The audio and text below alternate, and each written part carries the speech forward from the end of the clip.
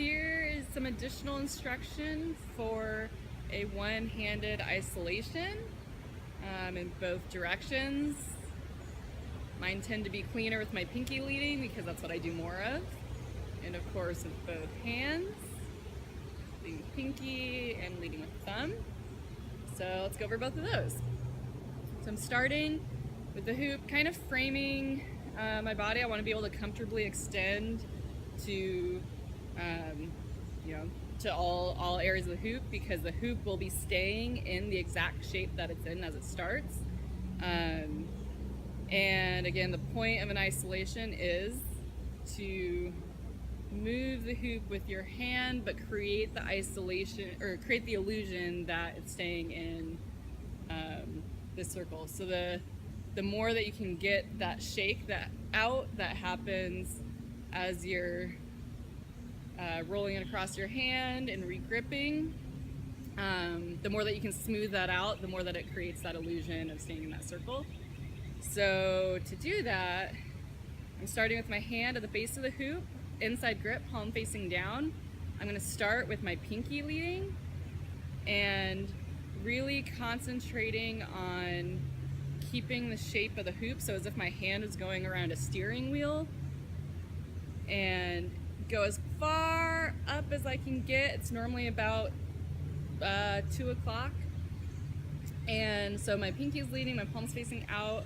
I'm gonna release, so kind of peel away from the hoop, starting with my thumb, and allow the hoop to roll over the back of my hand as I re-grip at about 10 o'clock. So I peel away, it rolls over the back of my hand, and I keep rolling my hand to where my palm is then facing over the left. And so thumb up, pinky down. Here my thumb was down, so again rolling over. Now my pinky's down, pinky is leading, and continue along the circle. All right, so practicing that really slow initially can help, in part because as people speed up, they have a tendency to kind of drop the hoop. So I think there's two common tendencies as people are learning this. One is not going up high enough, so you want to really go up kind of as far as you can go, where you can't go any further, and then roll. And to do that each time you do it. So people sometimes do it on the first time, but then the second time it's dropping around here, and then it's ending up just a spin around the hand. The other, I think, common problem is that, people, they'll have the hoop drop in order to get their hand. So my hand is kind of in the same position if it's up here framing my face or down here. But if I drop the hoop in order to get it there, then you lose that shape and position of the circle. So you want to both get your hand all the way up to that point each time, and to do it with your hand going around the shape of the hoop rather than dropping the hoop to get your hand in that position. Of course, that's its own cool trick that you can do, but for this isolation, you really don't want to have that drop. So that's a pinky leading isolation. Let me quickly do it with my left hand. So again, the hand is starting at the base of the hoop, palm down, it's in my left hand, my left thumb is facing right, leading with my pinky over to the left. I'm getting as far as I can go, so I'm at about 10 o'clock, and then I'm releasing with my thumb and pointer middle ring first, rolling over, letting the hoop roll over the back of my hand, as I then re-grip at about 2 o'clock and continue the circle. So again, going up as far as I can, rolling over and continuing the circle. One thing that can help kind of keep the shape of the hoop, one is to go really slow at first, and eventually momentum can help kind of keep getting to that point where you're keeping it more of a circle, but initially getting the feel of it down and making sure you're going up high enough requires oftentimes that you go slower. Another thing that can help is if you kind of fix your gaze kind of out in front of you to something further away, and just have a loose awareness of the shape of the hoop, and then you can try to keep the hoop in that shape as you go through the movement.